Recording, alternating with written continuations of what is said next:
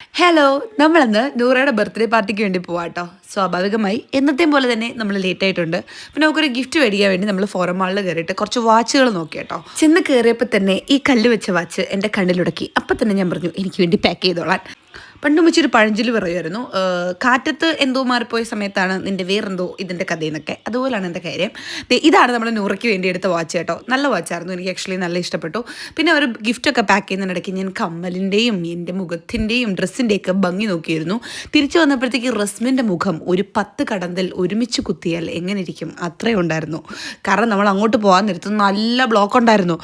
മറ്റേ അവിടെ ഇല്ലാത്ത ഉത്സവവും പെരുന്നാളും എന്തൊക്കെയാണോ എന്തോ എനിക്കറിയാൻ പാടില്ല, എന്തൊക്കെയോ ബഹളങ്ങളായിരുന്നു.